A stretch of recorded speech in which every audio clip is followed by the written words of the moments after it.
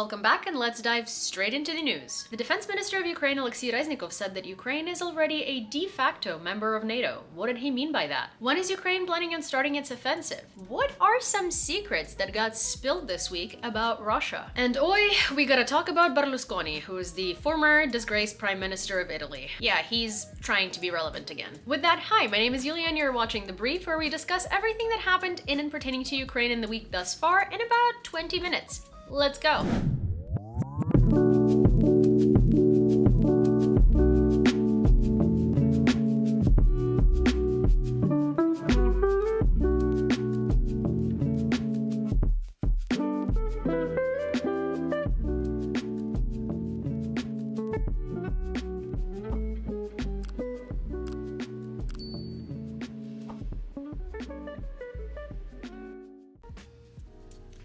In a now deleted tweet, Ukraine's defense minister Reznikov said that Ukraine had already de facto joined NATO, and he's going to do everything possible for that to happen du jour. His colleague, General Vitaly Zaluzhny, believes that the victory of Ukraine shouldn't only mean the liberation of territories, but also the strengthening of Ukrainian army to such an extent that Russia never attacks again. And that can only be achieved if Ukraine truly joins NATO. Moreover, this is especially important now that NATO has declared Russia the most significant and direct threat to the world and the alliance. And in order for that threat to disappear, Ukraine needs to win the war. The United States believes that the critical moment in the warfare is going to be in the spring of 2023. According to the Washington Post and many other analysts as well as intelligence agencies, it is this spring specifically when Russians are planning to launch their big offensive, and Ukrainians are planning to launch the counteroffensive in order to regain the control back over the temporarily occupied territories. And what happens in this offensive is going to pretty much determine the course of the war. And for that reason, the United States might send its warplanes to Ukraine or authorize re-export of fighter jets that are in service in other countries. And that's according to several officials in Washington. And amid the rumors of Russia planning altercations in Moldova and Kosovo, NATO is trying to develop a plan for the bloc in case it needs to participate in several conflicts at the same time. At a meeting in Brussels, defense ministers are expected to sign a guidance document outlining investment requirements for allies to prepare for any potential future military action. In the secret part of the document, the ways of simultaneous participation of NATO in the so-called high-intensity conflict under Article 5, when the member states of the alliance will have to defend each other as well as beyond the limits of this article, will be defined. Interesting that they are now talking about Article 5. I wouldn't put my hopes up, and that absolutely does not mean that NATO is going to intervene, but it is very interesting that at this moment in time, when Western support is increasing and Ukraine is getting more high-tech and modern weapons, and Europe is now finally realizing the threat that Russia is, they're talking Article 5. Hi, please don't forget to give this video a like, leave a comment, subscribe to my channel, and turn on all of your notifications. Thank you. Meanwhile, in Ukraine, there are rumors flying around about the offensive from the sea on Odessa and also offensive from Belarus onto Kyiv and all possible other distraction scenarios that Russia could put out there in order to try and fearmonger. But Reznikov has a response to that. He says that in order to have the risk of the occupation of Odessa, Russia needs to have the advantage in the Black Sea. And it doesn't. In order to him, the Russians were deprived of an opportunity to have advantage in the Black Sea the moment that we sunk cruiser Moskva, and it, according to Reznikov, showed the direction to go for all other Russian warships. And in addition, Harpoon anti-ship complexes are on standby, so Odessa is a protected fortress. He also noted that Ukraine will be ready for an offensive in a few months. As for the technique, the terms were announced. All possibilities of its delivery to Ukraine are tied. First of all, to the period of study. It takes time. We're talking about a few months when we will be completely ready. And then, according to the decision of the General Staff, separate measures. And the best part is that Russians are completely unaware and in the dark as to where this offensive is going to take place, so they're trying to strengthen their positions in several different directions at the same time, and it is playing into a disadvantage for them because they have no ability to reinforce several different directions at once. In particular, they're focusing on Zaporizhia region and Luhansk. Why Luhansk? Well, because a successful offensive of the armed forces of Ukraine in that area can completely destroy, and will, Putin's plans to seize the entirety of Donbas region. And as we see from their attempt to capture Vuhledar earlier this month, it looks like Ukraine's offensive might, in fact, be successful. And in order to help Ukraine protect itself and go on the offensive, Pakistan sent 10,000 shells for Grad anti-aircraft missiles to Ukraine this month. And in even more positive news for Ukraine, according to the Deputy Minister for European and Euro-Atlantic Integration, Olha Stefanushina, already in 2023, Ukraine can start negotiations on joining the EU. According to her, there are no obstacles, and Ukraine is quickly implementing the necessary reforms. And hopefully soon we can say the same thing about Ukraine joining NATO. Speaking of which,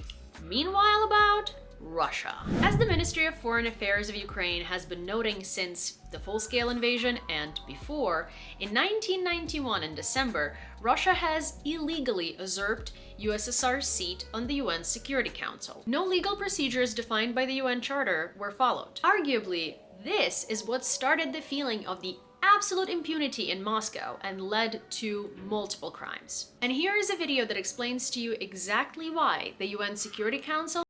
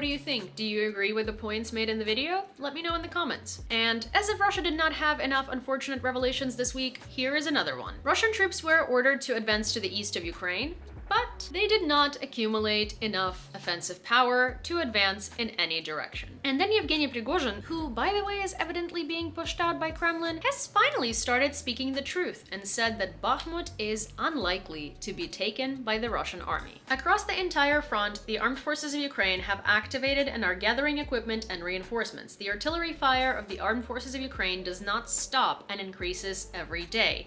There are no prerequisites for the encirclement of the armed forces of Ukraine in the Bakhmut area. And the armed forces of Ukraine are saying that they are unwilling to give up the city. A multi-echelon defense is organized there. The city is protected on every street, and every building is a fortress. Russians are now conducting very dynamic, very active offensives on the outskirts of Bakhmut, but that's because they can't penetrate into the city, and it's evidenced by their indiscriminate shelling of everything. Take a look at them targeting the journalists from Bild. Let's go.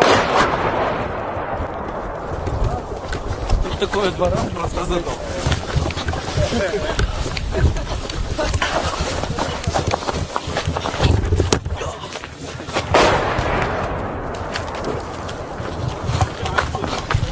Stay down.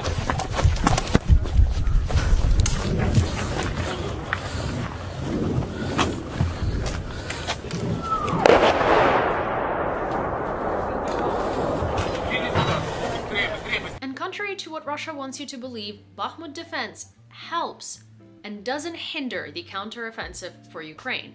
And that's according to Institute for the Study of War. This defense of Bakhmut by the armed forces of Ukraine, in fact, severely weakened Russian forces, and with that will also benefit a future counteroffensive. While the armed forces of Ukraine are protecting, the armed forces of Russian Federation are causing lots of damage in Bakhmut. The New York Times published a video of a targeted Russian missile attack on a volunteer brigade that resulted in the death of an American volunteer, Pete Reed. Take a look.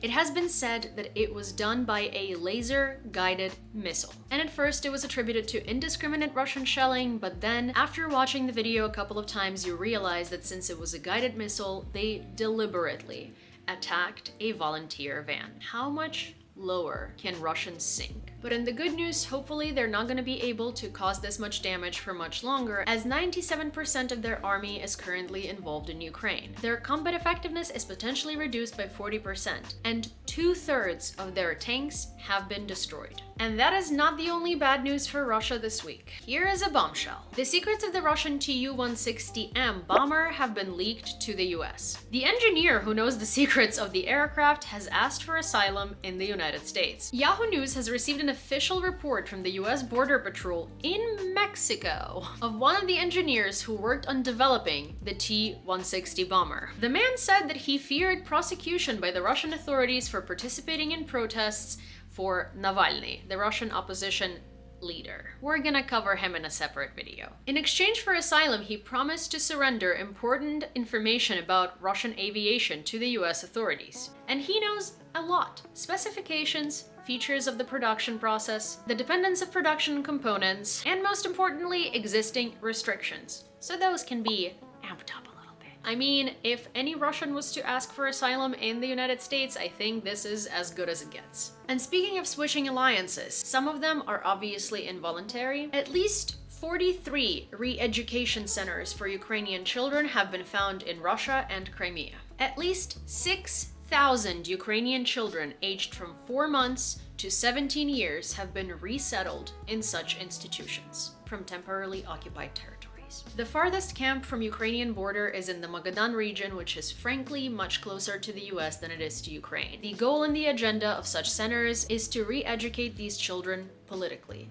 which in layman's terms means brainwash them and set them against Ukraine. And if you didn't know, such actions are one of the main markers of a genocide. Kidnapping Ukrainian children and teaching them the Russian world. Honestly, it's things like this that make me so incredibly mad, infuriated, and sad. And that's why I don't really have much to comment on it. So we're going to move on to international affairs, where another friend of the Russian world in Italy has put out some very interesting statements this week. The disgraced former Prime Minister of Italy, Silvio Berlusconi, tried to justify Russian aggression by saying this. Talk to the President of Ukraine, Volodymyr Zelensky? If I were the Prime Minister, I would never do that voluntarily because we are witnessing the destruction of his country and the killing of his soldiers and civilians. It would have been enough for him to stop the attacks on the 2 autonomous republics of Donbass, and this would not have happened. Therefore, I assess the behavior of this gentleman as extremely negative. So what he was trying to say is your average Russian excuse of bombing Donbass for 8 years. But wait, that's not it. After he has faced an enormous wave of criticism from people and politicians alike around the world and his own country, after accusing Zelensky of an inexistent genocide in Donbass region to excuse Putin's actions, he has taken his words back, or rather clarified what he meant. He said he has always been on the side of Ukrainian people and peace. Let's look at the facts. We have always supported the Ukrainian people, and we have always voted both in Italy and in Europe to help Ukraine both through funding and through the supply of weapons. I am in favor of a quick diplomatic solution because this war threatens everyone. And again, he tried to salvage what he said with another Russian talking point. Peace talks. Diplomatic solutions. I'm in favor of Ukrainian people. Normally when someone says that they're in favor of Ukrainian people specifically, they're trying to say that the government isn't representing the best interests of the Ukrainian people, aka, you know, the government prolongs the war and the people want peace. Good try, Silvio, but you have once again exposed yourself as a Russian mouthpiece. So thank you for that. No one will ever doubt it again. In other news, Germany has finally put a timeline in consideration of the issue of fighter jets. In the next 3 or 4 months, the sky over Ukraine will be safe. Then it will be possible to talk about all further steps. Only then will it make sense. The topic of fighter jets will certainly be discussed in Brussels, but given the types that are there, Germany will not be in the center of attention, so this issue should not be prioritized now. While I do disagree that this issue should not be prioritized because the fighter jets would not only help in the offensive, they would actually be incredibly critical, but he's right in one thing. Germany is not the center of the discussion of the aircraft. The United States is. So I really hope that they will reach a conclusion faster than that. And in the meanwhile, EU is taking further steps to welcome Ukraine by proposing to include it into the EU roaming zone. For those of you who are in the United States and might not know what it is, when you travel abroad, you basically pay roaming fees. But in the EU, when you travel between countries, you don't have to pay fees for calling someone from a different country because they're all in the same EU roaming zone. So if you travel from Ukraine to, say, Poland or to France, you will have to pay extra for making phone calls, texting, connecting to the internet. But if and when Ukraine joins the roaming zone, it'll cost the same amount of money as it did when the person was in Ukraine. So that'll be of great benefit, especially considering how many refugees right now live outside of Ukraine. And while the head of the Munich Security Conference, Christoph Heugsen, opposes any red lines in the provisions of military aid to Ukraine, Austria is not following the security protocols of Europe at all. They're issuing visas to sanctioned Russians to participate in the OSCE assembly. In early February, about 20 countries called on Austria to ban the participation of sanctioned Russians as saying, "It is important to remember that Russian parliamentarians are an integral part of the government system and accomplices in the crimes that Russia commits in Ukraine every day. They have no place in an institution whose task is to promote sincere dialogue and oppose the war." Even after this letter, Vienna continues to insist on issuing those visas and says that since the headquarters of the organization are located specifically in Vienna, it's up to them whether to admit Russians or not. And while that is true, and it is up to them, it is such a morally corrupt decision to do so. Especially because it looks like when Russian officials travel places, they just try to cause and wreak chaos. Like so. Allegedly, Putin has ordered the Russian special services to increase the recruitment of spies in Great Britain in order to disrupt military supplies to Ukraine. So yeah, it is totally not a risk to national security to just keep admitting high-postulated Russian officials to Europe at all. No. What could they possibly do? I don't know, like spy, recruit people to spy for them. Their other goal is also to sow chaos in the country because Great Britain is now almost the main task of the Russian Federation. They're also trying to recruit secret informants among senior UK officials, such as the House of Lords in particular. They're also reportedly going to try and sway the situation by increasing their influence in other spheres. They're going to try and involve youth, students, and religious communities. Yeah, you know, the same way that they involve the Russian Orthodox Church to do most of its propaganda and most of the teachings about the genocidal Russian world. So yes, next time your country is voting on visa restrictions for Russians, think twice, because a lot of them are not just ordinary citizens. They're there on a mission, and their mission is to make your life a living hell. And with that, that's all I have for you for today. And if you have gotten this far, I assume that you enjoyed this video or found it informative, so please don't forget to give it a like, leave a comment, subscribe to my channel, and turn on all of your notifications so you don't miss when the next one comes out. And as always, check your sources and don't fall for propaganda. And I will see you next time. Yes, I have big hair, and do not compare me to your mother. In the past week, so